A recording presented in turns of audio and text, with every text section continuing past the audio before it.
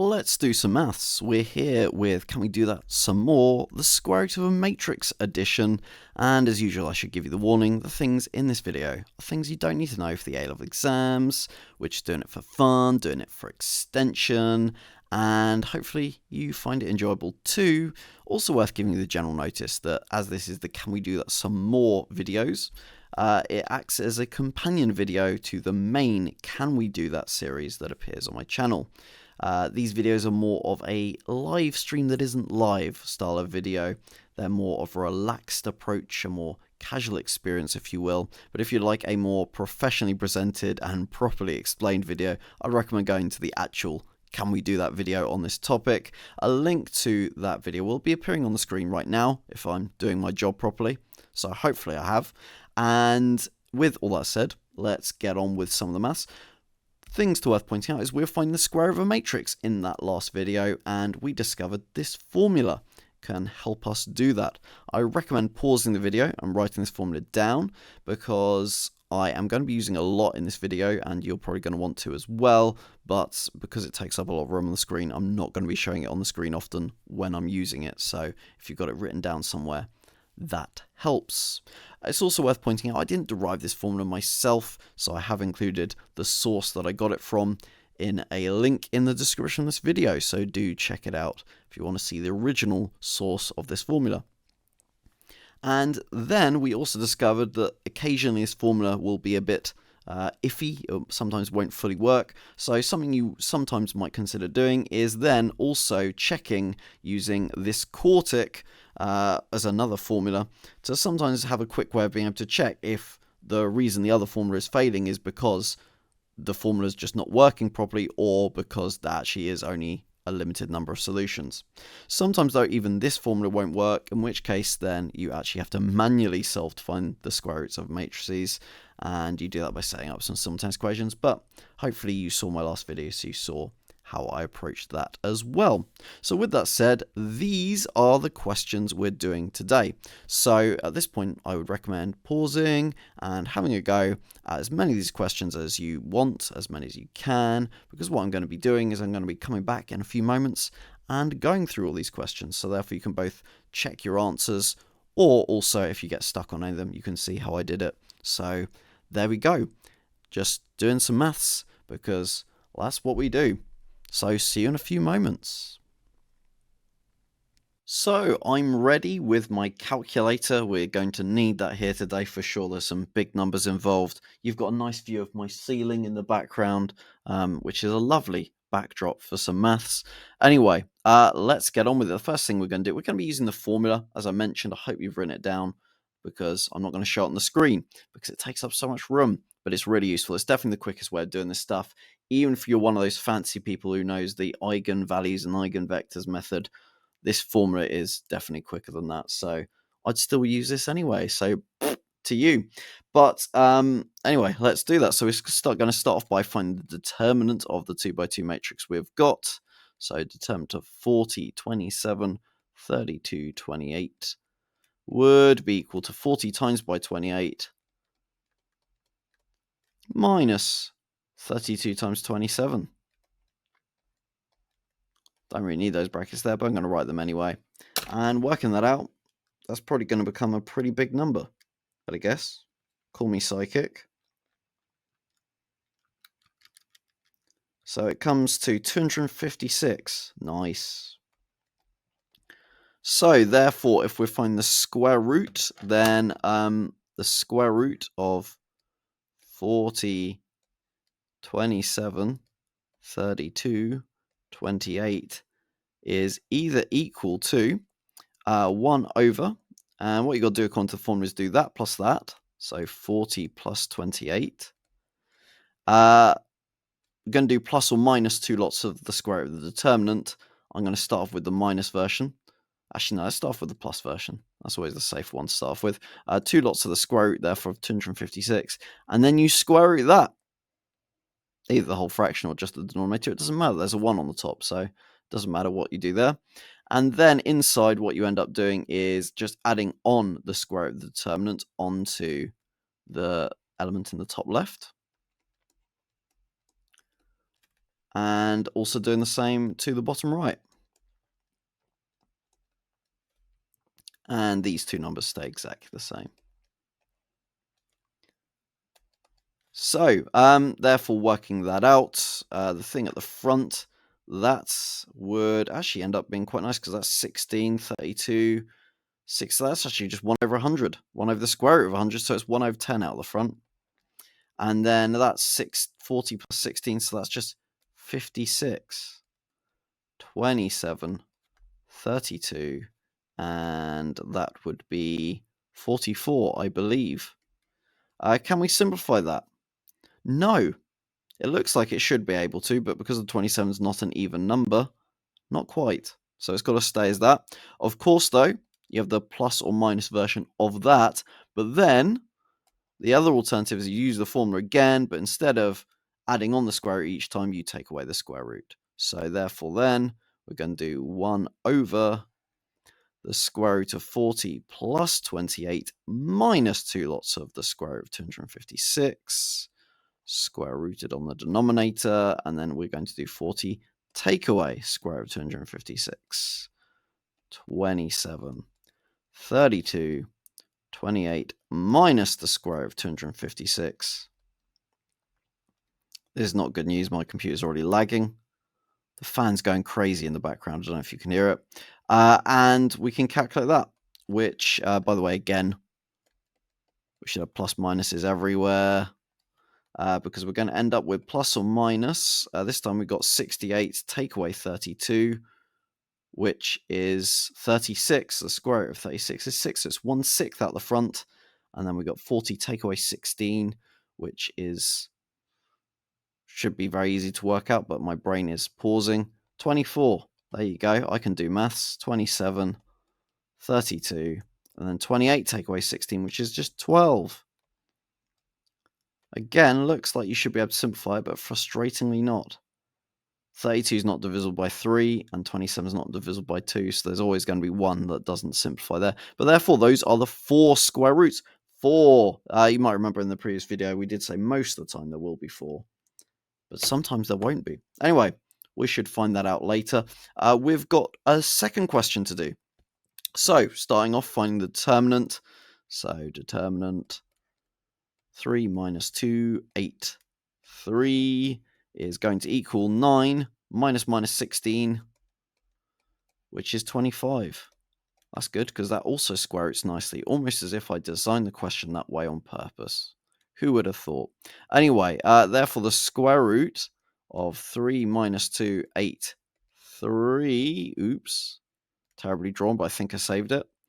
Then we're going to do 1 over the square root of, I'll do the square root in a bit, 3 plus 3. We'll start with the positive square root again, because that's always the nicer one. If either of them are going to be nice, that's, well, it's probably going to be the nice one, I should say.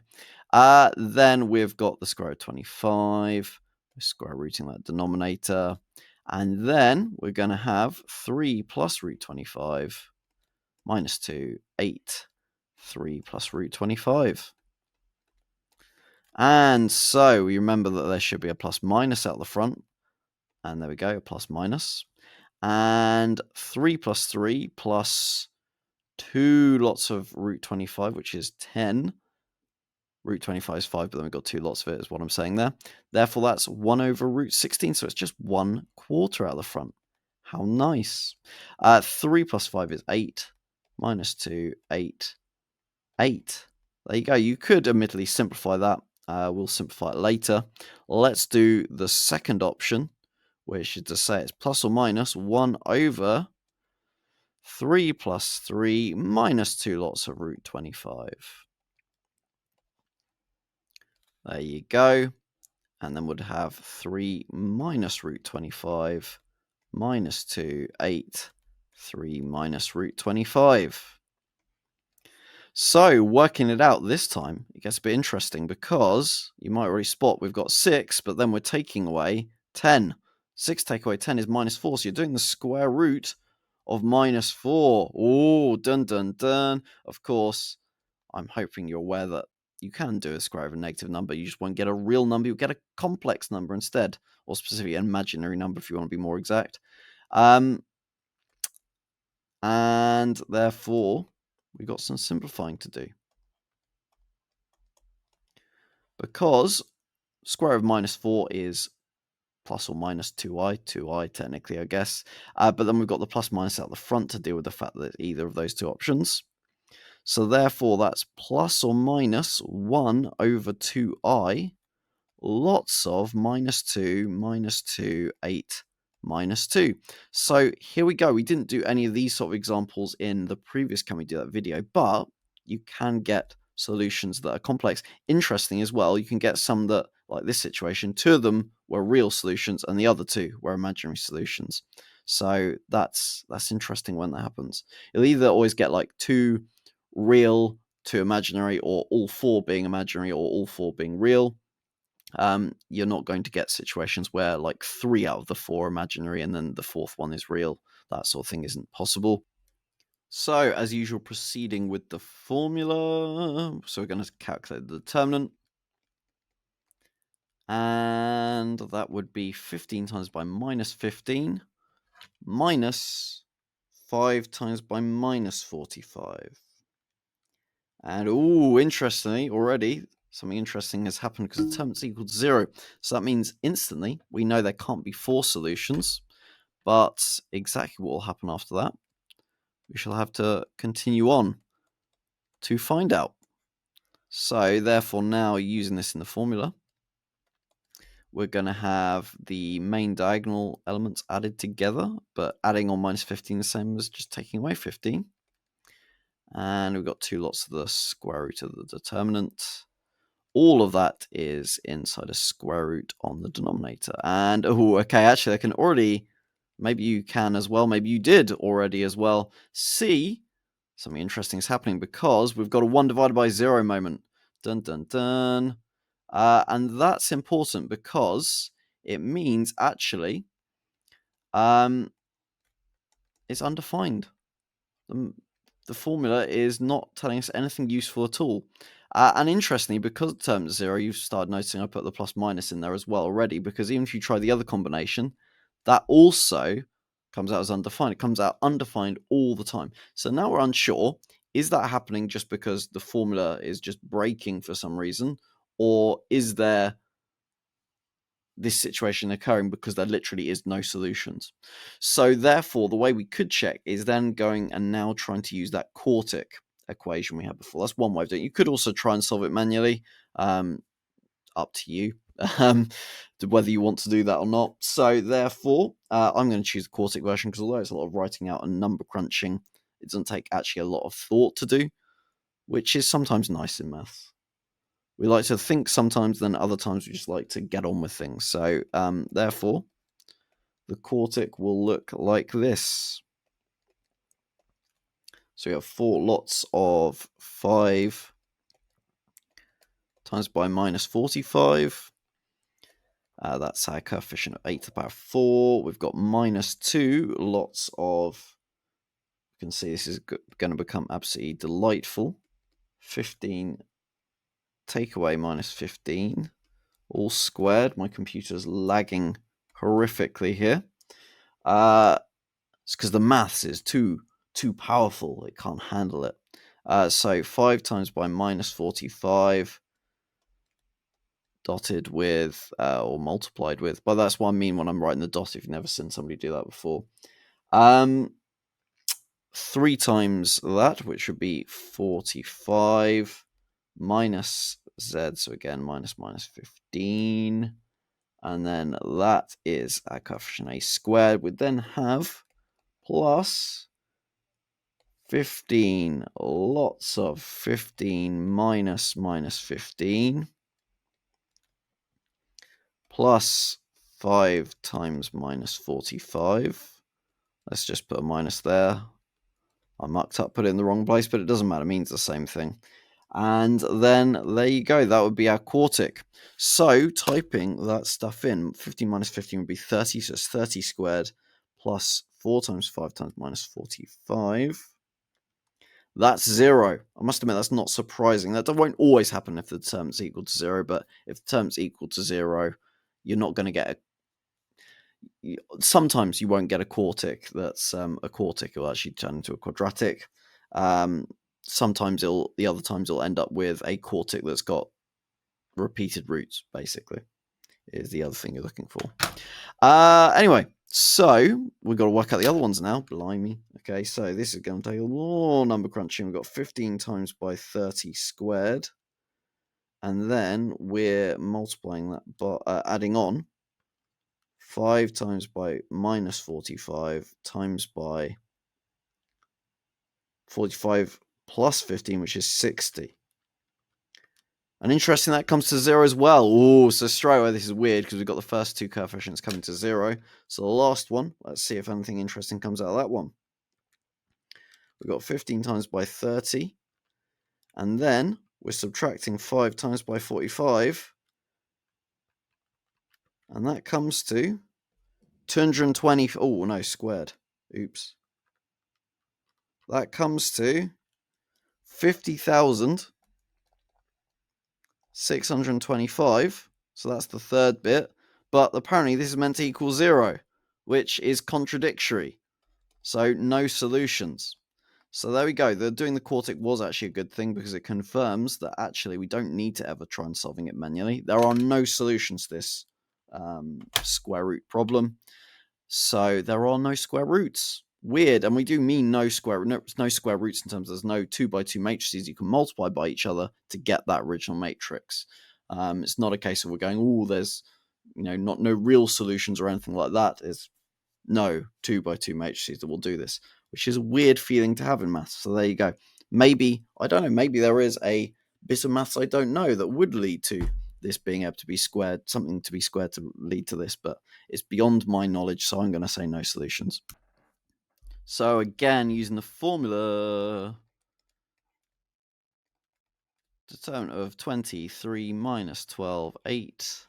And you are going to get, if you do that, 20 times by 8, which is 160, minus 36. So actually, that's 196. Well, that'd be something nice, that it will be. So 196 is what we've got there. Then plug it into the formula. So 23 minus 12, 8. And if we go ahead and do that, let's first do the positive square root. So we've got the 20 plus 8 plus 2 lots of the square root of 196, all square rooted on a denominator. And then we've got 20 plus the square root of 196, 3 minus 12, 8 plus the square root of 196. There you go. Working all of that out. Of course, we're going to have a plus minus out the front of that entire thing. Luckily, this time, nothing is happening weird on the bottom. So we can just proceed to do it. So 28 plus 2 lots of the square root of 196 is 56. I say nothing weird happens. That's still not a very nice number, but that's fine. Doesn't matter if it's not a nice number. You just proceed on as normal. And then, therefore, 20 plus that is 34. 3 minus 12, and then adding that on would get 22. So, there you go. That's that one. It's ended up with a horrible square root at the front, but that's 2 solutions. Let's find another 2, if we can, by then repeating that process. Plus or minus 1 over the square root of 20 plus 8 minus 2 lots of root 196. Ooh. You might already realized, of course, that is actually going to be undefined because we've got a 1 divided by 0 situation again. Interesting this time, though, it's only half the time. So we do have 2 solutions that did work, but we're not able to find another 2 using this formula.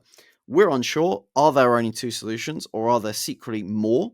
So this is when, again, you might choose to plug everything into the formula, which is, again, a bit of a undertaking to say the least. So, doing that for this one, we're going to have 20 minus 8 all squared plus 4 times by 3 times by minus 12. And then we also have that as the coefficient of a to the power 4. We have minus 2 lots of 20 lots of 20 minus 8 all squared plus 5. No, not 5. That was the last question. 3 times by minus 12 times by 60 minus 8. And that's the power of coefficient of a squared. And then we have 20 times by 20 minus 8 plus 3 times by minus 12. And that's all squared. So what's the quartic we end up with there? I can already see actually the first thing we're going to get a coefficient of 0 for the a to the power 4. Dun dun dun. And then for the other bit, this is where it starts getting interesting. Will these become 0 as well?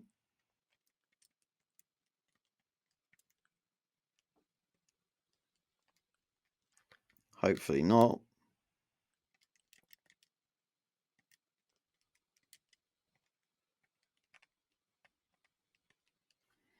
(2016), wow, minus 2016. So we have minus 2016 a squared. And then what are we going to be adding on? We know it's going to be a plus because the last term is always positive in this thing. Unless you have imaginary components inside or imaginary elements inside your matrix.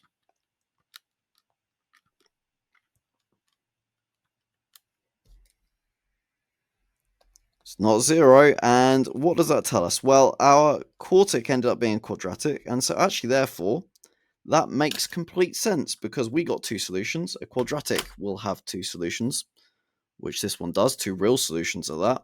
So therefore, the fact we got 2 solutions makes complete sense. So therefore, we don't need to bother doing anything else because there should be 2 solutions. Everything's okay. So therefore, the only square roots are these 2 that I circle right there. So there you go. You could have chalk course have decided to put that in third form and stuff if you wanted to, but I didn't want to. But if you did, go ahead and do that. The calculator will do that mostly for you. Of course, you get a root 56 over 56 out the front, and then the 56. Will that simplify over anything there? 28. Oh, that's 7 times 8, isn't it? No. So actually, no, it won't really simplify, so I'd keep the square out of the front. Cool. So on to this one. Again, start off by working out the determinant.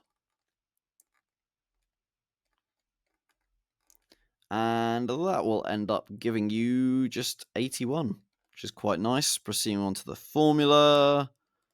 You can probably tell by now, actually, a lot of them are becoming more and more nasty the further we go along. So you might be thinking there's a chance the formula won't work, but we've still got to try it, just in case it does, because it's by far the nicest way of finding these things. We've got 9 plus... Well, I'm just going to bother writing root 81. I know it's 9. We know our classic square roots, don't we? And also technically a plus minus out the front, which is therefore actually quite nice because 9 plus 9 plus 2 lots of 9, that's 1 over root 36, which is 1 over 6. We've got an 18, a 24, a 0, and an 18. And then it gets even better because the 1/6 cancels out with some of that stuff.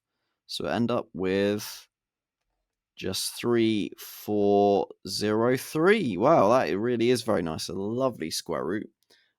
So that's 2 solutions. And then onto the other solutions. But actually, I can already see this is going to be a problem. Because we've got one of those 1 divided by 0 situations again. We're so shocked. So, therefore, at this stage, we're unsure. do we just have two solutions, those two up there, or are there more secretly? We don't know. So therefore, we got to check, or we might want to check, you might be tempted to check using the Quartic.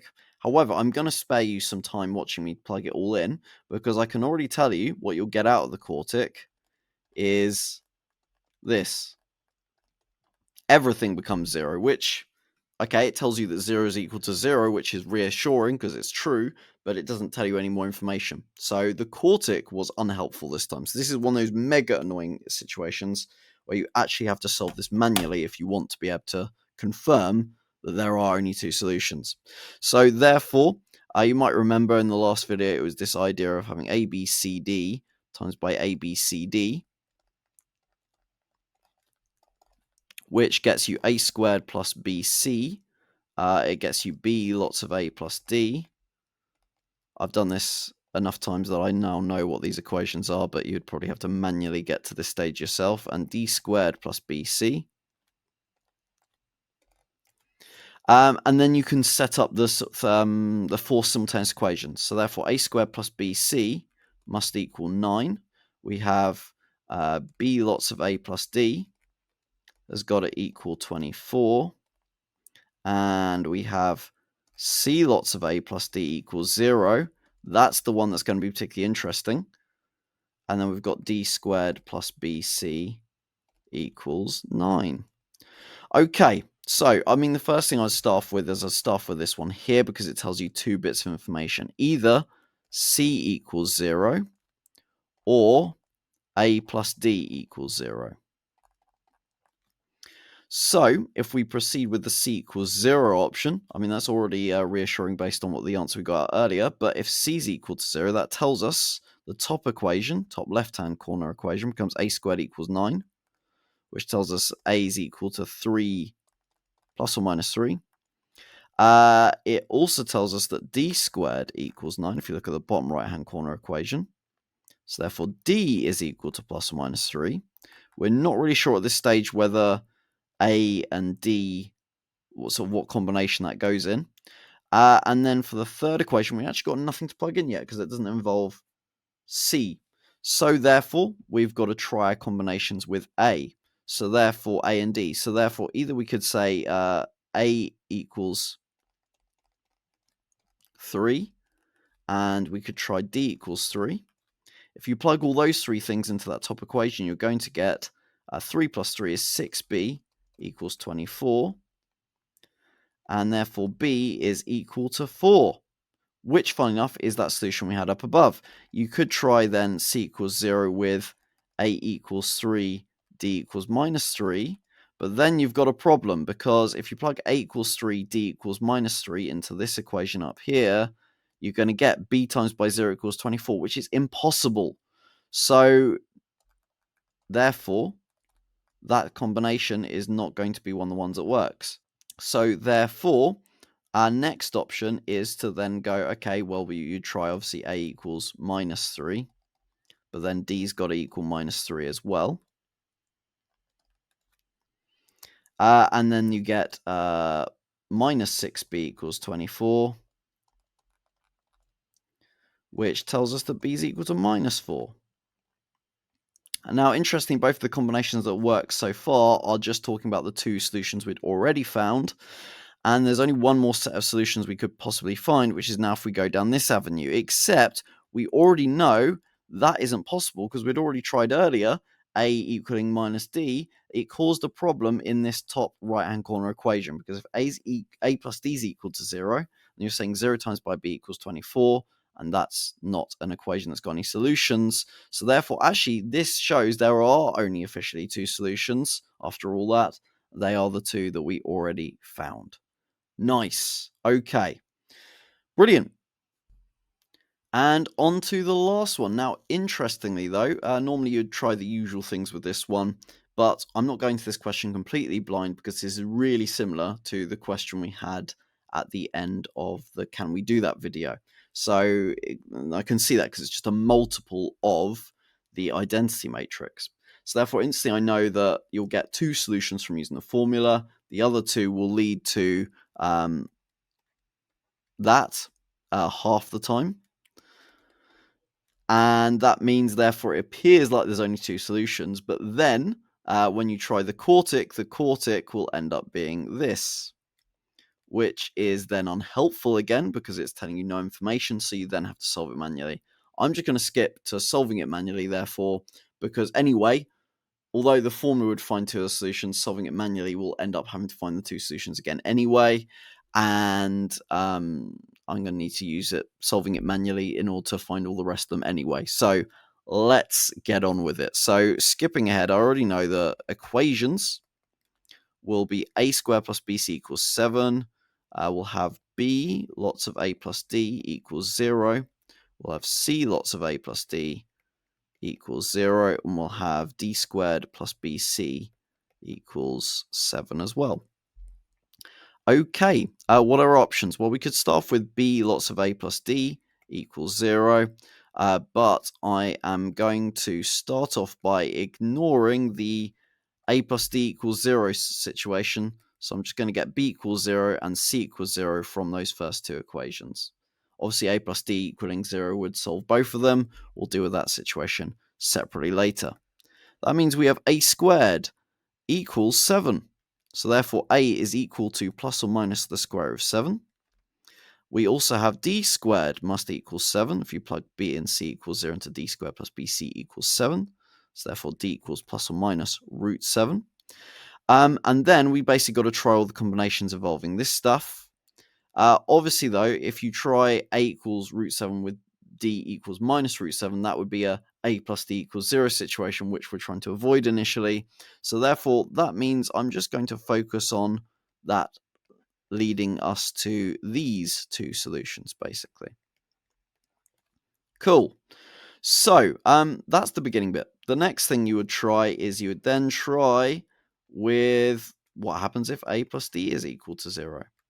So it tells you that d is equal to minus a. Okay, what then? Well, you could go about it one of two ways. If, well, you have some options, but if you say that d is equal to minus a and plug it into the other equations you've got before, then you end up with d squared plus bc also telling you a squared plus bc equals 7. So we're ending up with that situation where there's not many restrictions on things. So at that stage, I said in the previous video, you can let a equal whatever you like. I'm going to call it p. You can let b equal whatever you like. Let's call that q. We know that d is equal to minus a, so it's equal to minus p. But then, interestingly, we have from this equation up here, therefore p squared plus qc equals 7. So therefore, you can solve this equation to make c the subject of the formula, which will tell you that c is equal to 7 minus p squared all over q, where p is any real number. And actually, no, even more vaguely than that, actually, p could be any complex number.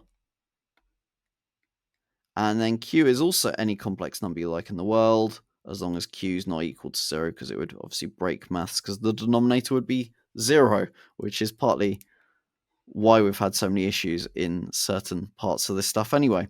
But there's one more combination that you can end up having happen, which is, okay, q being 0 is a problem in our current formula because we've got that something divided by 0 situation, but that thing can be avoided if your value of p is chosen that ends up causing you to have the issue we're talking about before. Basically, it's kind of like a combination between this situation and the first situation we had, but you consider, okay, what happens if a plus d was equal to 0?